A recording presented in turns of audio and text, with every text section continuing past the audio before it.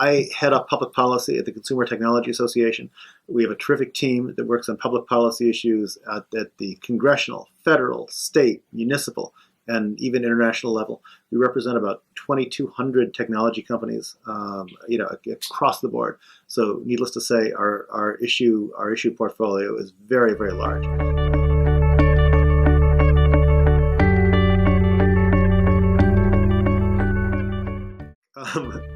There was somebody on one of the memes going around Twitter this morning, was from this younger millennial person who, and the question on Twitter was, so before Google, if you had to figure out like how many people lived in California or how many inches there were in a mile, what did you do? And I was thinking what did I do? I forget. And kind of asking what we did before Quorum was a little bit like that. What did we do? I guess when you were sending emails to all staffers working on an issue, you had to look up those emails and hand enter them. Or if you met a staffer and you remembered the first name, you had to ask other people who maybe knew who that staffer was. It's kind of like remembering the world before Quorum was just a very different world. The email alerts, they come early in the morning, and they're certainly one of the first things I look at every day, because again, we cover a very broad swath of issues, and there's a lot going on.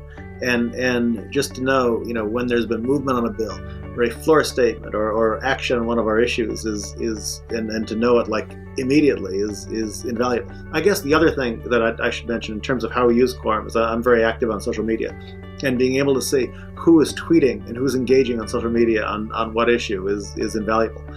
Because a lot of the time it's a member that we didn't know was interested or engaged in that issue.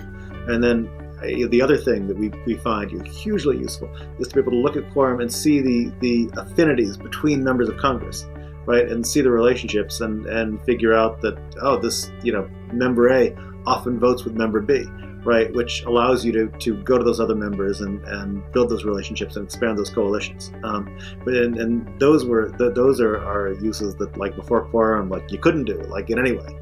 And the ability to give members of Congress custom tags on Quorum is just enormously helpful in figuring out who we're targeting and who has attended where.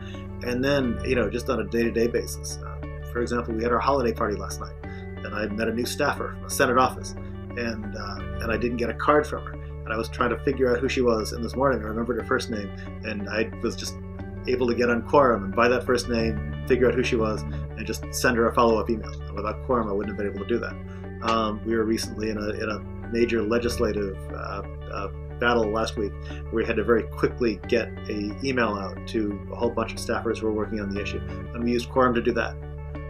So essentially, Quorum makes our day-to-day life as advocates easier and great service. The other thing we appreciate is how you keep on adding new features, new functionality to extend the product and do more. So it's an active, living, evolving thing that enables us to use it more effectively and more powerfully.